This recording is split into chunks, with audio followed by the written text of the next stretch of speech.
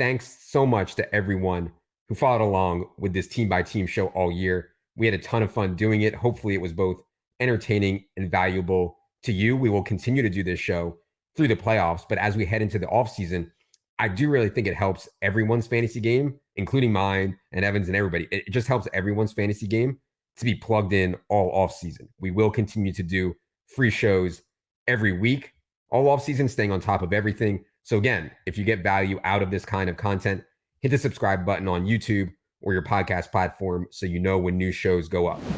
All right, we'll start with the biggest story of the week, which I think was the Ravens, number 1 seed Ravens, facing the number 2 seed in the AFC, the Dolphins, and just not even close. Lamar Jackson lights them up, 321 pass yards, 5 passing touchdowns, 35 rushing yards as the Ravens put a beat down on the Dolphins 56-19. And Lamar's clearly the NFL MVP now. I mean, there's no debate, in my opinion.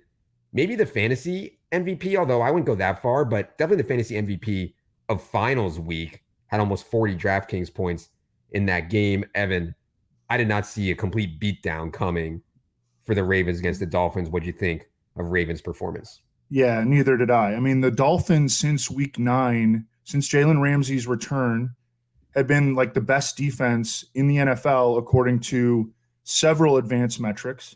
It was almost like Xavier Howard went out early in the game and the floodgates just opened for Baltimore. This was the best offensive performance that Baltimore's had all year. Everybody got in on it. Justice Hill had the best game of his career. Isaiah Likely is like a stud. He only had 3 targets in this game, but 2 catches. Both went for touchdowns. He makes impressive catches and plays after the catch. Zay Flowers only played 56% of the snaps. The Ravens did wind up inserting Tyler Huntley late and pulling starters, and Zay Flowers came into the game battling a foot injury, but he had a monster 75-yarder, 3 for 106 and a touchdown. And then Lamar, after the Saturday night game, Dallas against Detroit, holding a 50-1 Dak ticket, I thought I still had a chance especially if this Ravens-Dolphins game didn't shoot out like it did. Well, at least on the Ravens side it did. But Dak had an awesome game. Dallas got the win. Looks like Dallas is going to take the NFC East. So I thought that Dak actually had a fighter's chance, but this is Lamar's award. The Ravens are going to rest starters in Week 18. I think it's a total wrap, and Lamar got it. And I want to apologize to anybody who bet the under on this game. I thought that the reasoning was sound, but just based on how these defenses had been playing, but that was not the case. The Dolphins actually held up their end of the bargain on the under, but the Ravens went way, way over. I mean, the Dolphins, who, again, had been elite on offense for an extended period of time, got destroyed. Yeah, and this is kind of in the offseason when, we were both pretty high on Lamar as a late 3rd, 4th-round pick in fantasy. This is kind of what I thought could happen with Todd Monken and all the added weaponry. Then they lose J.K. Dobbins. They lose Keaton Mitchell. Let's just ride Lamar, man. And they can ride him all the way to the Super Bowl. They are the AFC's number 1 seed. We do expect them to rest their players in Week 18 as they have locked up that bye. One thing to note on the incentive portion of the narrative, Odell Beckham needs 5 more catches to earn $250K, 185 receiving yards to earn $250K, 2 more receiving touchdowns to earn $250K. Now, I don't think Odell is going to play in this game, but sometimes in this spot, teams do the right thing or do something and pay these guys out anyways, even if they're going to rest them. So, yeah, Odell certainly outperformed my expectation this year, especially late in the year. Second biggest story of the week, the Lions. I mean, brutal loss for the Lions as Dan Campbell loses his mind late with the 2-point stuff. Like, okay, there's 23 seconds left. I think you should probably kick an extra point there with 23 seconds left because you don't definitely win the game if you get the 2-point. And then they get screwed by the refs. And then they go back to the 7-yard line and go for it again, which is just absolutely egregious. End up losing in overtime. Evan, what do you think of Lions' wild loss to the Cowboys on Saturday night? Well, I think that the refs blatantly blew it. And I actually think that the NFL should go back and give the Lions the win. Oh. But, they're not going to do that, number one. I don't even know if it's worth talking about. I understand it. They don't want to set precedents like that, but the Lions won that football game. Yeah. The one somewhat significant note that I had on this game was that Jamison Williams, who had an awesome 63-yard pass reception in this game, suffered an ankle injury, and I wonder if he might sit in Week 18. But Dan Campbell says that the Lions are playing their starters. That seems like, a Dan Campbell line of thinking. I think that the Lions deserve to win. I mean, I think the Lions won the game. Yeah. 2 notes. Jamison Williams, on the play that Evan's talking about, I was actually at dinner and I had the game on like kind of in my periphery, and I see this guy shoot off the screen like I haven't seen, and I was like, oh, that's Jamison Williams, man. And he was just gone. I mean, it was so fun. It sucks he got hurt on that play. In terms of Week 18 motivation, Lions play the Vikings in Week 18. The Lions are almost certainly going to be the 3 seed. They can only move up to the 2 seed if both Dallas and Philly lose. Now, that's like a 4-5% chance of happening. Dan Campbell is such a football guy. I don't know that Dan Campbell cares that it's only a 4 or 5% chance. So my lean right now is that the Lions are going to really try to win this game, even though if I was the Lions personally, I would rest some guys. So yeah, we'll see there. We'll keep an eye on that. Stay tuned to the motivation article as we continue to dig for more stuff there. Steelers. The Mason Rudolph show, Evan, continues. Mason Rudolph goes to Seattle and wins 30-23. Mason Rudolph, 18 of 24 for 274. Steelers playoff hopes are still alive now. Heading into Week 18, they're playing a Ravens team, like we just said, is going to rest people. Big story from this game in Seattle to me was George Pickens balling out again. And I didn't think so. I thought the Pickens stuff was kind of fluky in Week 16 against the Bengals. George Pickens backed it up in Week 17. Evan, what'd you think of Steelers win out there in Seattle?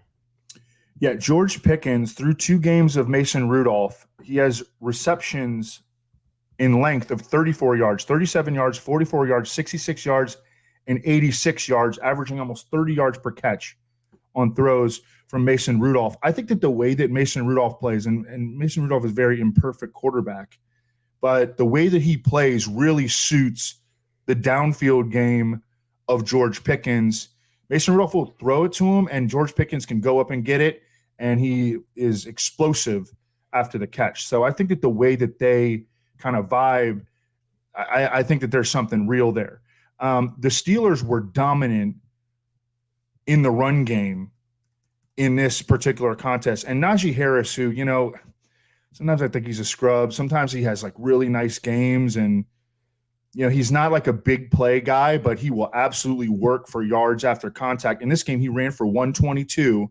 118 of the 122 came after contact. Jaylen Warren had a nice touchdown and 17 touches. And the Steelers, although they only won by, it was a 1-score game eventually. I mean, I think that offensively they dominated the Seahawks defense here. Yeah. A couple impressive touchdown runs for Najee too, really pushing the pile. They do have, they can run the football. Mike Tomlin talked this week about how Kenny Pickett is pretty much out of the woods with his high ankle sprain, but they're sticking with Mason Rudolph. Yeah. Mason Rudolph is the new quarterback 1, and it's almost like they're kind of washing their hands of the 2022 first-round pick, Kenny Pickett. Yeah, and how could you not stick with Mason Rudolph? And I don't think it's bad, you took a shot on a 20-something overall pick in the draft. It was a quarterback. If it hits, you get a huge win. If it's not, then you move on. Like these teams that are so afraid to take quarterbacks in the first round, it's crazy. You took a shot on Pickett. He's not the guy. You move on. It's not the end of the world. First-round picks bust all the time. Fourth story, the Philadelphia Eagles. My God, absolute stone cold rock bottom for the Eagles defense. They give up 35 points, and I know there's some pick six stuff, but give up 35 points to the Cardinals, and Kyler Murray didn't even have Marquise Brown. And now the Eagles are not even winning the NFC East. In order to win the NFC East now, they need to win in Week 18 and have Dallas lose. Otherwise, the Eagles are going to be... And Dallas is 13-point favorites against the Commanders. So, Eagles are really likely to be the 5 seed here. But, God, this defense, Evan, is there any hope for them righting the ship here? The Eagles defense has been one of the worst in the NFL of late. They have a chance to get back Darius Slay for the playoffs. You know, he had late season arthroscopic knee surgery, was placed on IR, but that's really the only glimmer of hope at this point. The Eagles, over their last 6 games, are allowing 30.8 points per game. And their last 3 opponents were Drew Lock's Seahawks, the Giants, and the Cardinals. Okay, so it's not like they're getting torched by juggernaut offenses here. They are maybe the worst defense in the league, according to the Athletics' Shiokapedia. According to success rate allowed in Week 17, the Eagles' performance against the Cardinals was the third worst by any team in 2023. They allowed 32 first downs, and the Cardinals didn't punt once. So, and the Cardinals also had, and you know, the Eagles, you know, the book on them is that they're a pass funnel. They could still stop the run. No.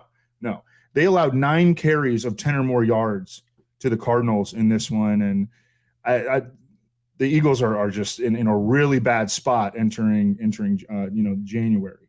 I don't want to talk our own book here, Evan, but I do not think Jalen Carter deserves to be Defensive Rookie of the Year. I mean, well, they've been quiet benching him.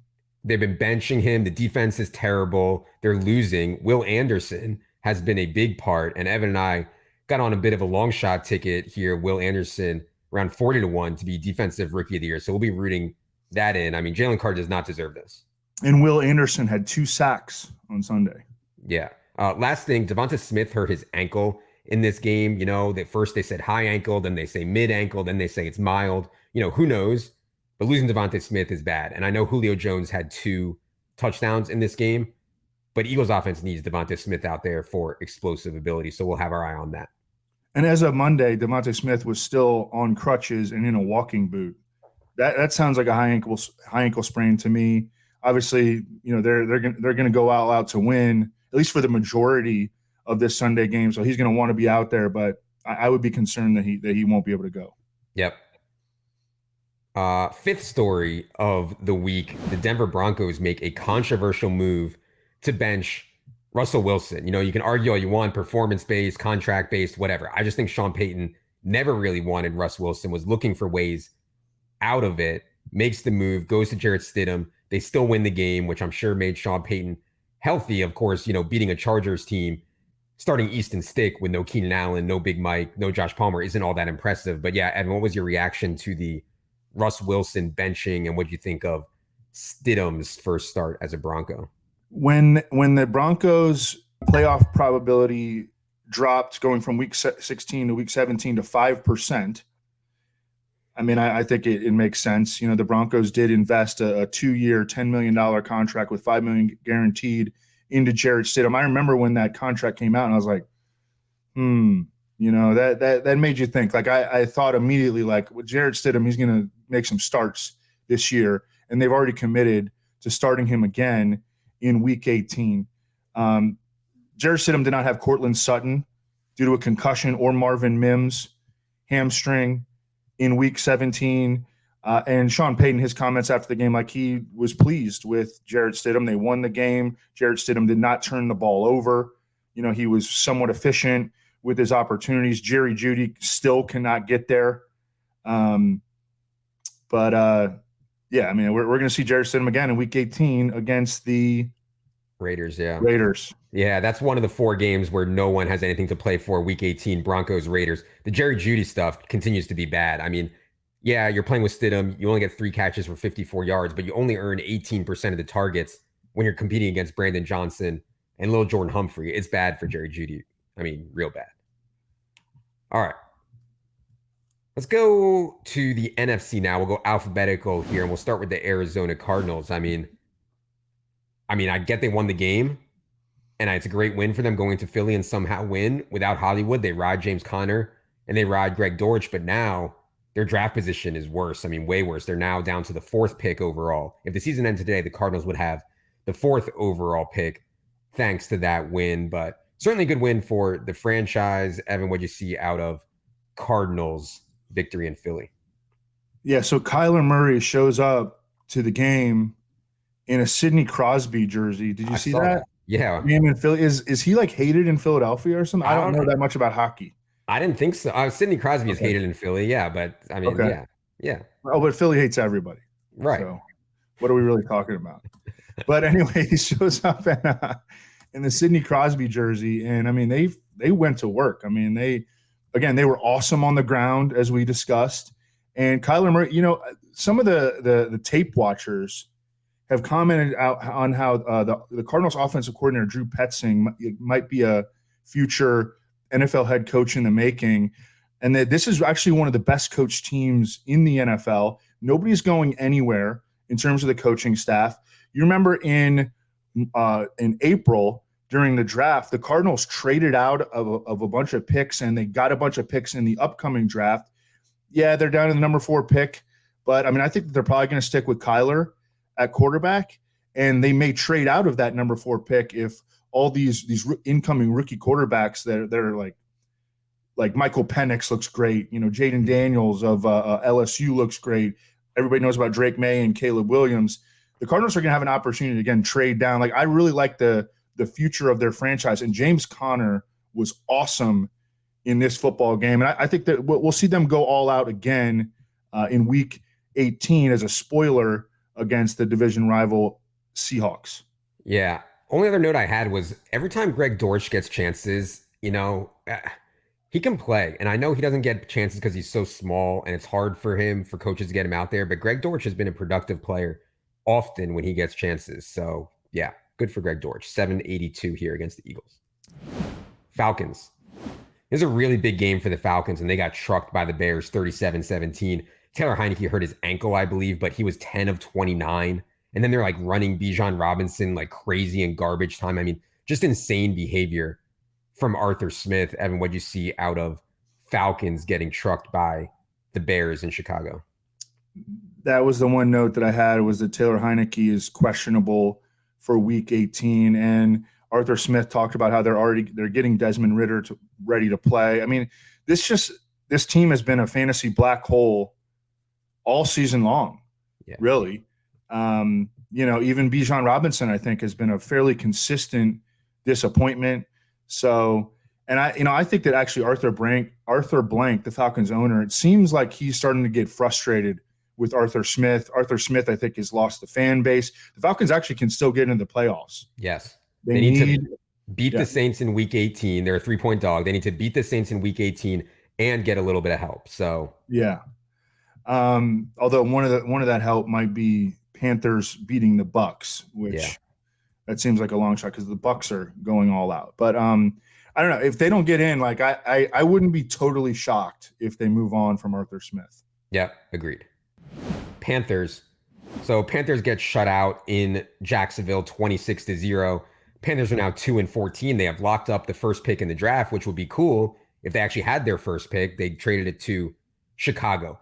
I didn't really have any notes on the field for this game for the Panthers, but did you see David Tepper on massive tilt, like dump a beer or something like that on a Jaguars fan? I mean, this guy, what is wrong with this guy? He's completely out of control.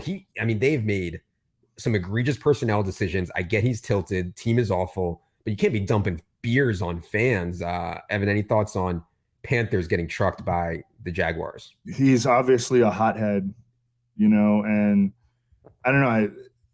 Apparently the NFL, nobody is, in a position to dole out punishment, has made any comments about this. I mean, David Tepper is I think he's the richest owner in the league. He's up there. Shad Khan is up there, Jerry Jones, but he's one of them. He's very, very high up there. So, that's a lot of money to mess with, in terms of the NFL like that. He's an intimidating presence, and he's absolutely a hothead.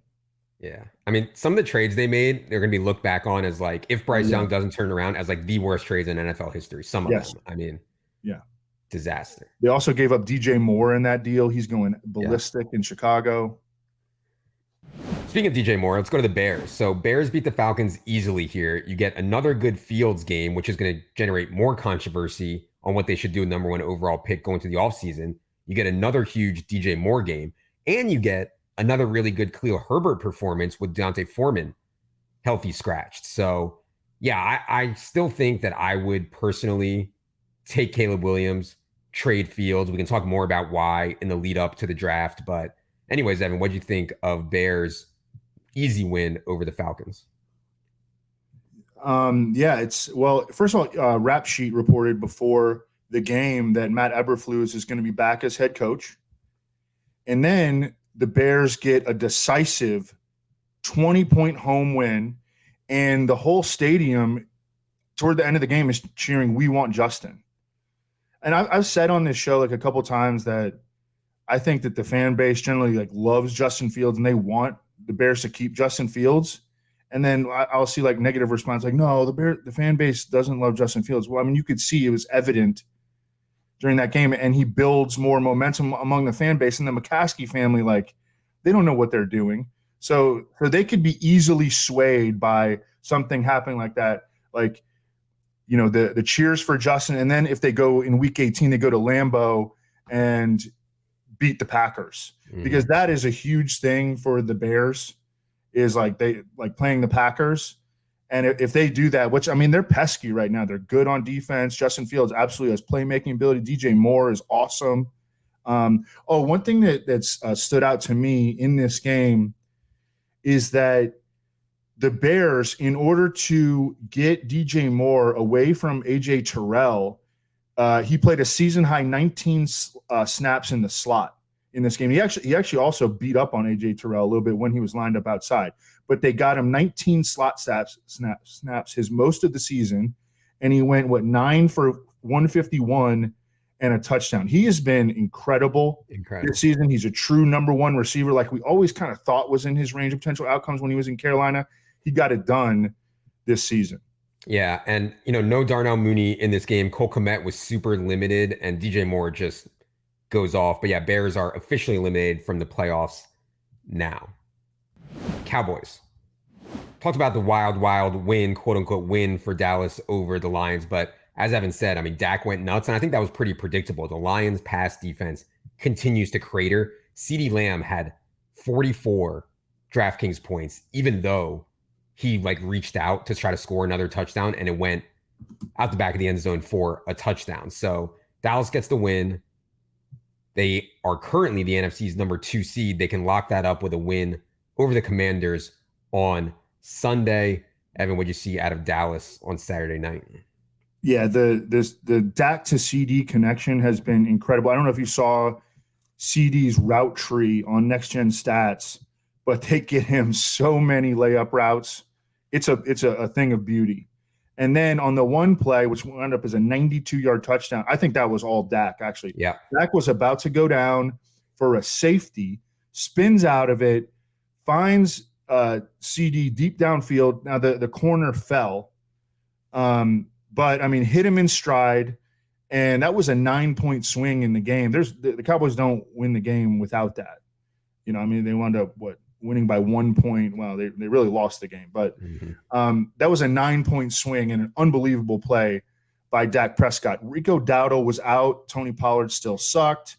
The offensive line is, we're not out of the woods here with the Cowboys. The offensive line is in such condition that they worked out old friend La'el Collins on Tuesday.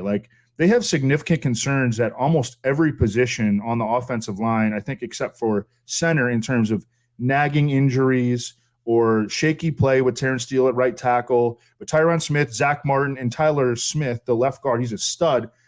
He actually tore his plantar fascia, which some people will say is a good thing. But obviously he has a foot injury because it's easier to play when you fully tear it. But, I mean, he has a foot injury. There's just a lot of injury concerns on the offensive line heading into Week 18 for the Cowboys. Packers.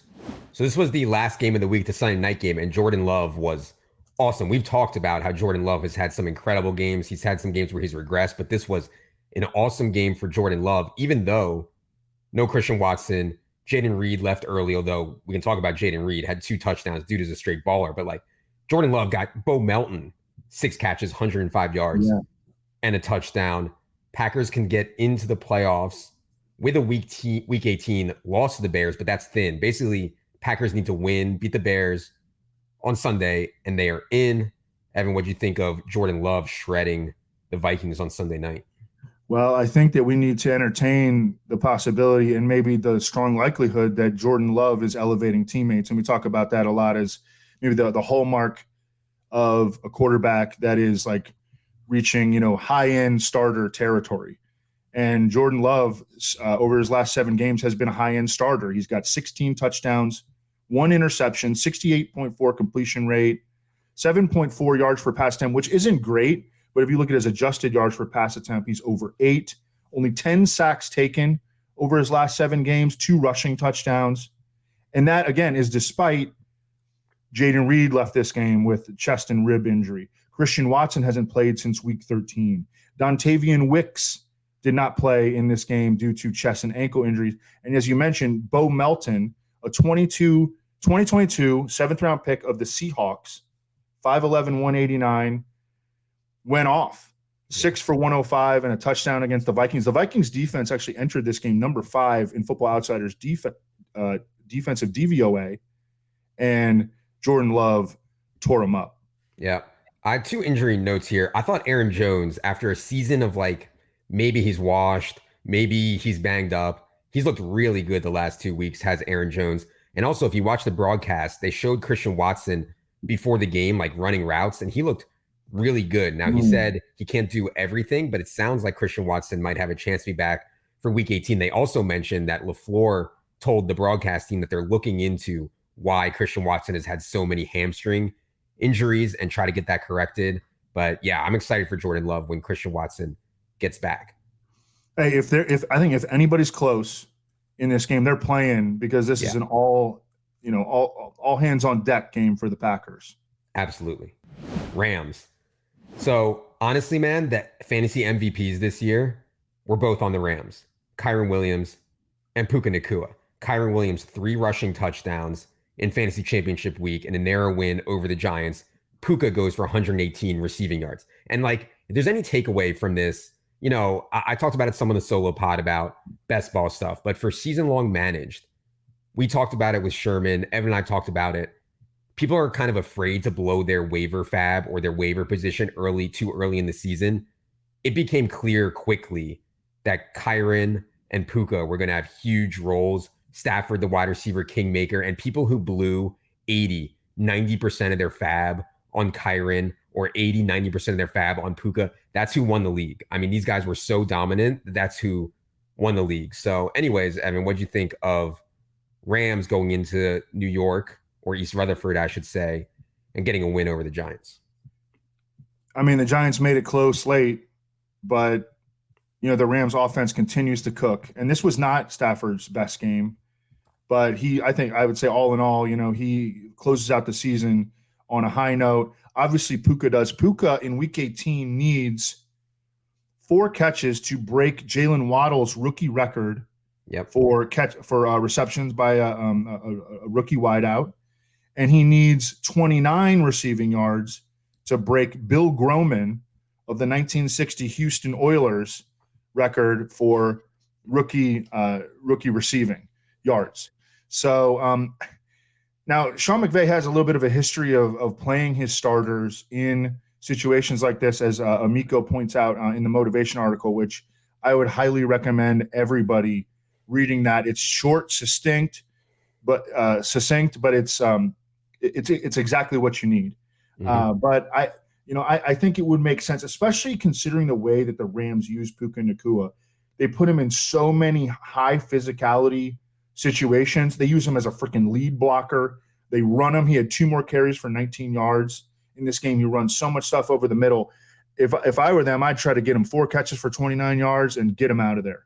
Yeah, they can't be any higher than the 6th seed, and they're locked into the playoffs. So the Rams will either be the 6th or the 7th seed. So not a ton to play for. So we'll have our eye there on what they do. But certainly I think they'll try to get Puka those records. Evan, if you had to vote today, CJ Stroud or Puka Nacua, Offensive Rookie of the Year?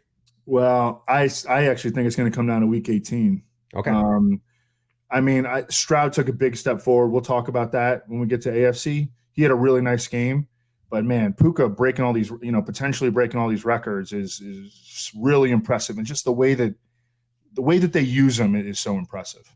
Let's go to the Vikings. So I don't know about this decision, man. I thought going to Jaron Hall in such a big game for the Vikings meant that they had seen something in practice, that they thought that he could run the offense, get the ball to J. Jeff, and the dude just completely face plants. So I don't know about that decision. The Vikings are theoretically still alive after getting trucked by the Packers on Sunday Night Football, but they need to win and they need to get a lot of help now.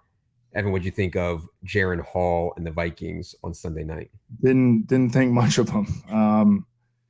But I mean, what this like they're kind of throwing their hands up, like they had no trust in Nick Mullins, kind of maybe turned the page on Josh Dobbs. Although Kevin O'Connell said early this week, I think it was on Monday, that he's already decided on who the Vikings quarterback is going to be in Week 18.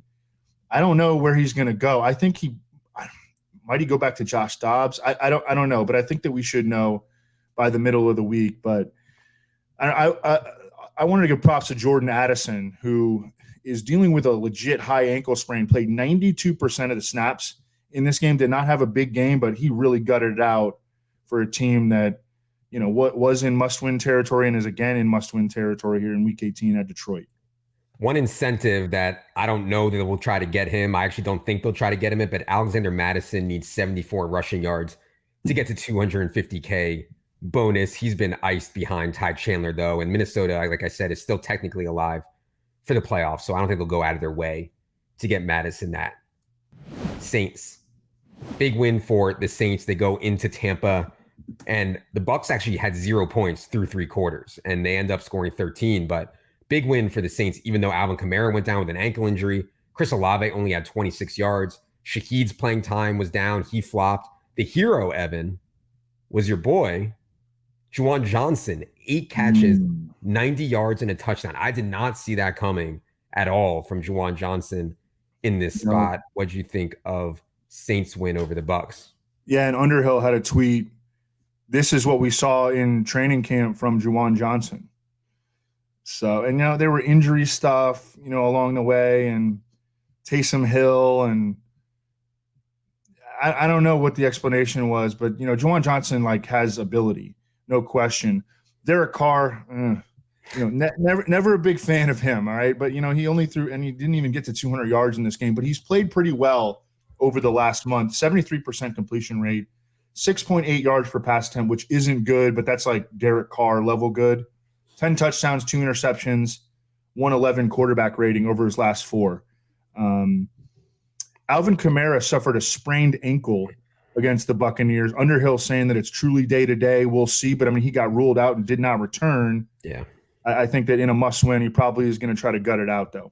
Yeah. We'll see if they can get Kendra Miller ready for this game. Saints don't control their own destiny, but they can still get into the playoffs with a win. They face the Falcons in Week 18. Giants. Tyrod, man, my boy. When I first started playing DFS seriously in 2015, Tyrod was the guy that I played. I called him Ty God. People were making memes of Ty God's body with the goat's face on it and God memes of Ty God. And then on Sunday, in a season of missing 1v1s, like an idiot, I played Jarrett Stidham over Tyrod, and he went absolutely off. Tyrod, 319 pass yards, 40 rush yards, throws an absolute dime to Darius Slayton for a huge bomb late in this game. So frustrating, but yeah. Evan, what'd you think of Giants keeping it close there against the Rams? Yeah, and he could have thrown for 400 because Jalen Hyatt dropped a 32-yard reception, and he lost another 47-yard reception to a penalty. And Tyrod wound up with 319 anyway. He could have gone over 400 in this game. Darius Slayton, who we talked about as a potential, sleeper on DraftKings, he was 3,400. He did the same thing he did in the previous week. Caught a bomb from Tyrod, finished with 4 for 106 and a TD. Wan'Dale Robinson had 6 for 55. I think that they've got the makings of a decent complementary supporting cast. They need a number 1 receiver, though, entering the 2024 season. Yeah.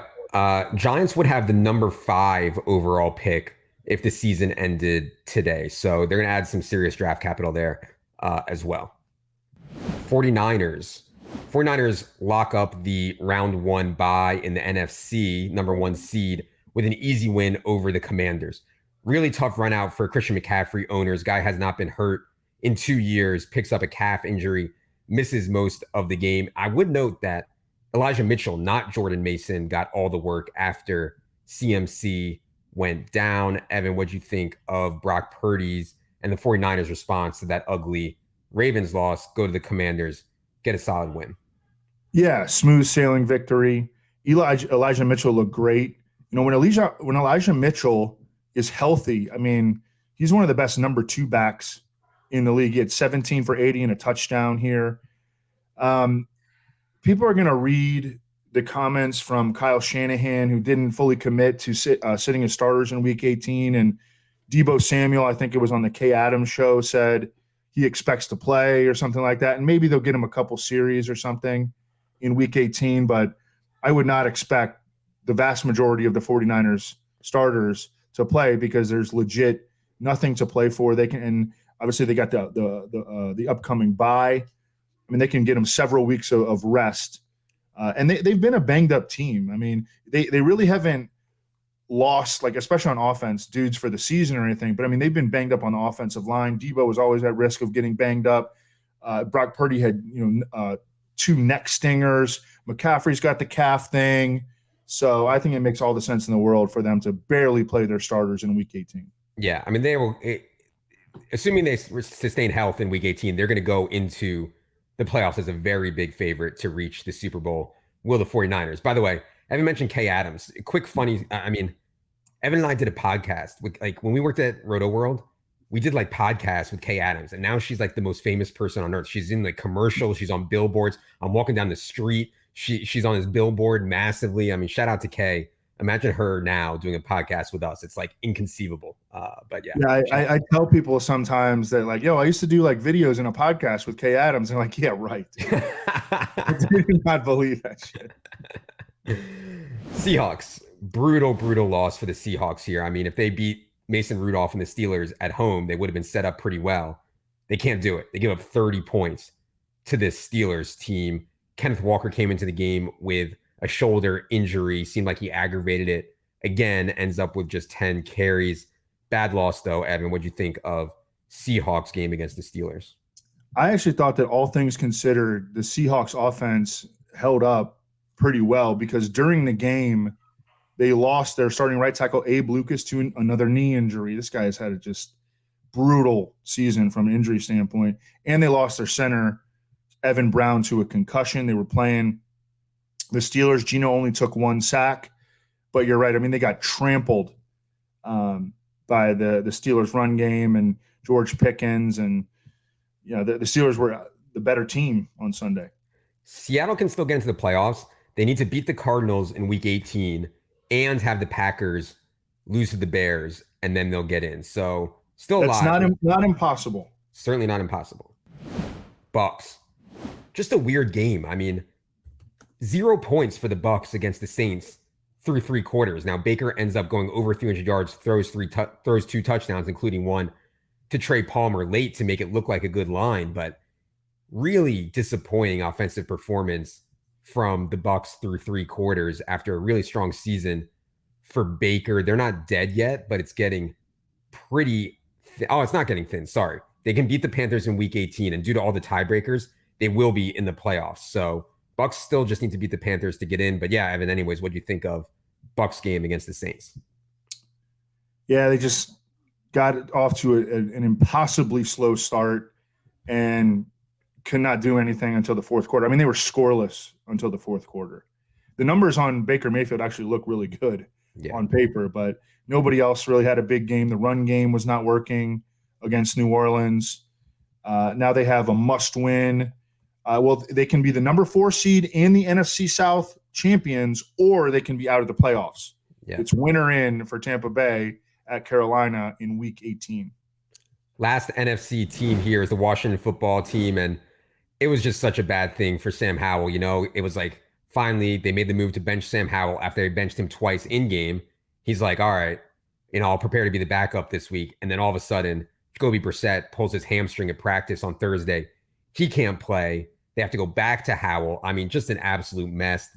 They had no chance in this game against the 49ers. Of course, good news for the Commanders is that they had the number 2 pick in the draft now. They really need to lose to the Cowboys in week 18 and lock up that number 2 pick. Evan, any thoughts on Howell and maybe the future of the Commies franchise here with the number 2 pick? Yeah, I think that they need to draft a quarterback. I mean, I like Sam Howell as a backup. He's actually the perfect kind of backup because he's like Ryan Fitzpatrick.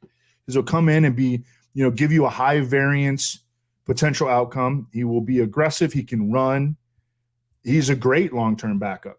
But over his last 7 games, and this is just brutal, his last 6 games, below 56% completions, 5.4 yards per pass attempt, 3 touchdowns, 10 interceptions. He has run for 4 rushing touchdowns. But, I mean, I think that we've seen enough to know that Sam Howell is not it. And there was a time early in the season where I was like, I think this guy's a starter in the NFL. But as the sample size has widened, Sam Howell, probably not it. Yeah, really curious to see how the Commanders play it in the draft. All right, let's get back into it here with the AFC. We'll start with the Buffalo Bills. Bills get their 4th straight win, this time over the Patriots. They do it again without Josh Allen really having a big throwing day. And this has become a theme over the last month or so. Josh Allen, 15 of 30 for just 169 yards. And also a theme the last 2 seasons, Stephon Diggs' late season swoon, and usage is down also. Stephon Diggs only 67% of the snaps, 76% of the routes, 23% of the targets. Evan, any thoughts on Steph Diggs and the Bills win over the Patriots on Sunday? Yeah, I think that the baseline answer that I've had for why Stephon Diggs has been struggling lately, and this does not obviously refer to 2022, that stretch run, but number one, the Bills' pass rate has come down under Joe Brady. Number 2, he sees a lot of defensive attention. And number 3, the Bills' pass catcher core is at full strength now. So, you should expect fewer targets. However, Tim Graham, who has covered the Bills for a long time, he's actually the first guy I ever followed on Twitter. I met him at the Combine. He's a super cool guy. He covered for the Buffalo News, and now he covers them for The Athletic. He asked Sean McDermott in a Zoom conference call on Monday, why are Stephon Diggs snaps down? Okay, this does not relate to any of those 3 factors that I just talked about. Over the last 3 games, Stephon Diggs snaps 46%, 60%, and 65%. Over the Bills' last 7 games, Stephon Diggs averaging 4 catches for 37 yards and has 1 TD during that 7-game stretch. After Tim Graham asked Sean McDermott that question on the Zoom conference call, the Buffalo Bills PR came in and cut off the call. That is really strange. Do you have any theories on why this is happening? No, I have no idea, but I have noticed, man, these late season swoons. And I just think Diggs is a volatile guy. I don't know. I mean, Mark thought that if they don't make the playoffs this year, and by the way, they have to beat the Dolphins on Sunday to get into the playoffs and be the AFC's number 2 seed. If they lose the Dolphins, they could be out of the playoffs completely. If they miss the playoffs, maybe Steph Diggs is gone. I mean, and I thought that had and maybe credence. Sean McDermott is gone. Yeah. So massive, massive game for the Bills against the Dolphins on Sunday. Win, be the 2 seed, out. You can miss the playoffs entirely. Let's go to Cincy. Any hope that the Bengals had of sneaking into the playoffs is now dead after losing in Kansas City. Jamar Chase was, talking a bunch about the Chiefs corners, and Ladarius Sneed played an awesome game. And by the way, Ladarius Sneed was questionable coming into this game, and he was all over Jamar Chase. Jamar Chase just 3 catches for 41 yards, even though T. Higgins left this game. Evan, what did you think of Bengals' loss in Kansas City? Those were the notes that I had. T. Higgins, L'Jarius Sneed shut down Jamar Chase. Bengals out of the playoff race. They hung tough for a lot of this game, albeit against a Kansas City team that not real impressive right now. Yeah. But the Bengals they're done. They're cooked. Yeah, and Bengals right now, if the draft was today, they would have the 16th overall pick. So they're going to add a pretty good player and get Joe Burrow back. They could franchise tag T. Higgins. I mean, Bengals are still a major threat next year. Browns. I couldn't believe this, man. I just couldn't. Joe Flacco went for 300 yards and 3 touchdowns again, this time without Amari Cooper, loses Elijah Moore to a scary concussion against a very good Jets pass defense, and Flacco goes nuts again. I mean, just absolutely wild, wild stuff from Joe Flacco here. He's now the favorite, or along with DeMar Hamlin, one of the favorites to be the comeback player of the year after being at 150 to 1, 250 to 1 just like a month ago. I mean, absolutely insane. Evan, what do you think of the Browns on Thursday night? Yeah, and that was, I think you mentioned it, without Amari Cooper, who had an incredible game the week before. And then Elijah Moore, that was dude, I don't know if I don't have a boy, but if I had a boy, I would think long and hard about not letting him play football. I know that sounds kind of soft, but seeing this stuff, like I don't know about that. Njoku, over Flacco's last 4 starts, 6 for 134, 6 for 44 and a touchdown, 10 for 104 and a touchdown, 6 for 91 and 2 touchdowns. He's blocking his tail off. Like, David Njoku is a top 5 NFL tight end, no question. This team, again, as we mentioned, really, really banged up. Oh, Jerome Ford was awesome against the Jets. Yeah. I think maybe his best game of the season. This team is really banged up. Looks like they're locked into the number 5 seed in the AFC. I think that they should be extremely incentivized to sit in Week 18. Joe Flacco, I want to continue to harp on him a little bit, because I discussed, it was a week or two ago, how like backup caliber NFL quarterbacks, they tend to, regress as the sample size grows. He's not a backup caliber NFL quarterback at this stage. He is in such a good shape. His arm looks great. He actually dropped his arm side. He's more of like a side armor now. And I mean, it's working for him. And I mean, they let him sling it. Actually, in this game, they didn't have to, because Ford was so good and Joe Flacco himself was so efficient. But he's not. I think he's like a top. Well, first of all, he's since week 13, he's the number 2 overall fantasy quarterback behind Lamar Jackson. And I would say he's a top 10 NFL quarterback, especially in this NFL with so many injuries at the quarterback position. He's a top 10 NFL quarterback right now. He's not a Jake Browning. He's not, any of these other backup quarterbacks that come in and have a little bit of success and then fall off. Yeah. And like Evan said, I would agree. I think Cleveland's going to rest everyone in this game in Week 18, locked into the AFC's number 5 seed are the Browns. Houston.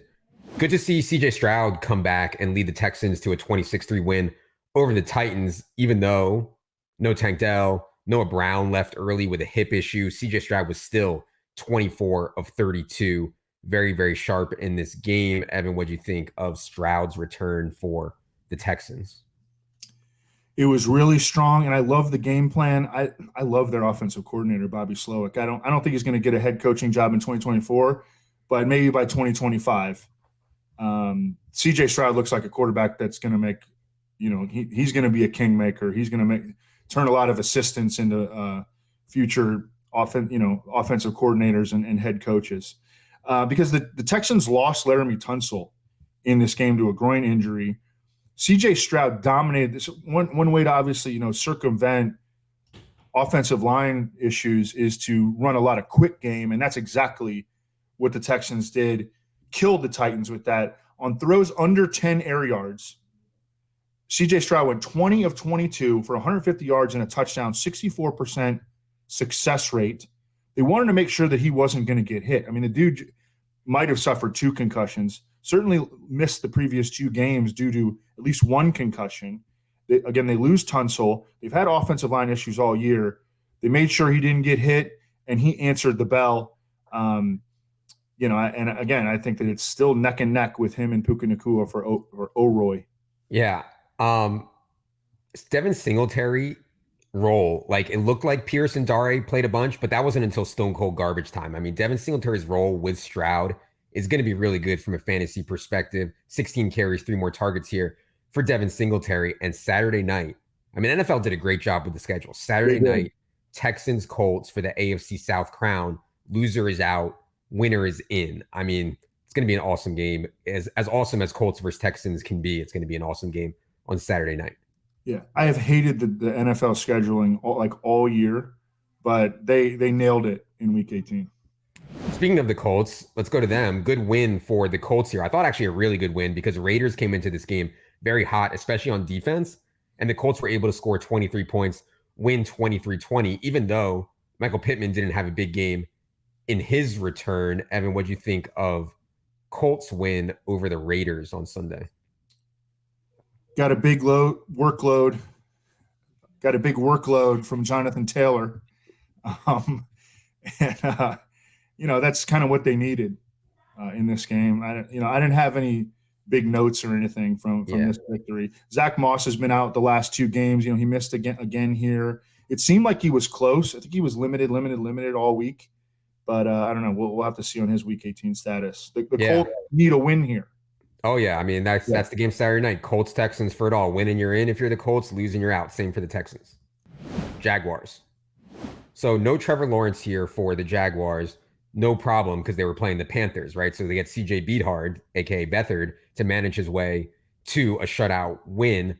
The Panthers, I wouldn't say Travis Etienne unlocked himself, but the Panthers unlocked Travis Etienne. 100 rush yards and 2 touchdowns here. Everybody's going to be talking about Trevor Lawrence's injury. Will he be back for their massive Week 18 game? Evan, what do you think of Jaguars' easy win?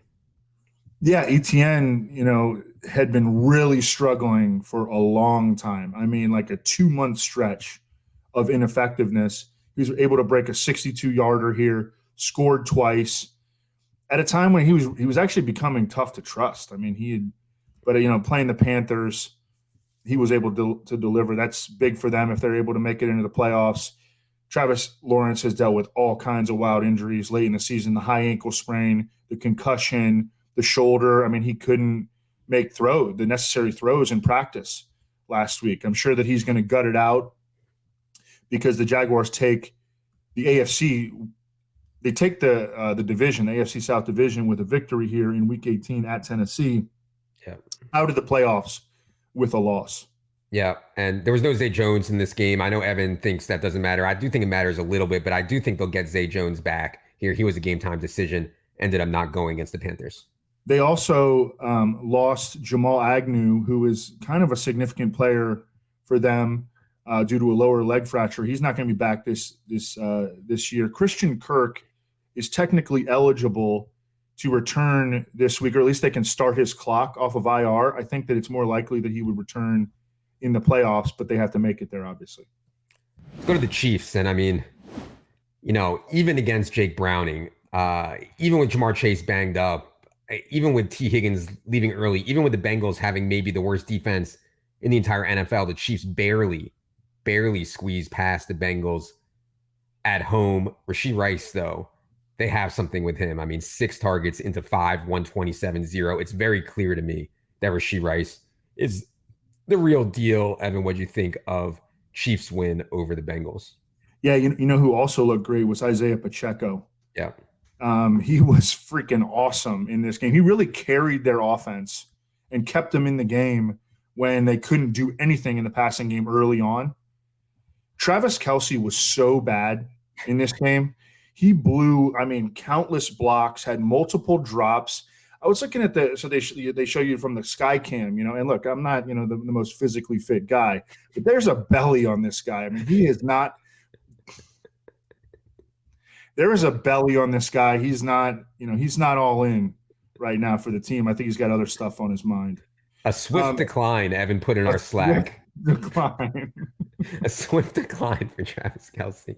But yeah, I think we're going to see Blaine Gabbert in Week 17 in Week 18 because the Chiefs are locked into the number 3 seed. Yeah, expecting Andy Reid to rest everyone. That's been his history. The only note on Isaiah Pacheco stuff. No CEH and no McKinnon. That is an awesome setup for Isaiah Pacheco when both those guys are out. I mean, they just needed him so bad, and he delivered. Raiders. So Raiders had a small chance to still make the playoffs. That evaporated as they lose in Indy. Defense just wasn't good enough here. I thought Devontae Adams had one of his better games of the year. Zamir White was fine as Josh Jacobs couldn't go, but it's over for the Raiders. Questions that remain now: Antonio Pierce, what will happen with Devontae Adams? What will happen with Josh Jacobs? What are they going to do at quarterback? They have a lot of offseason questions, which we can get to. But yeah, Evan, any Raiders thoughts as their season ends, their playoff hopes end in Indy? Not really. They won too many games, in terms of the quarterback situation. Yeah. They and it came down to the wire for them. If they had won this game, they would actually be in prime position to make the playoffs because they got Denver coming up, right? Yeah, Denver in a home game. I still think that they're going to go all out because that just seems like Antonio Pierce's MO, number one, and number two because they're at home and they're playing a division rival.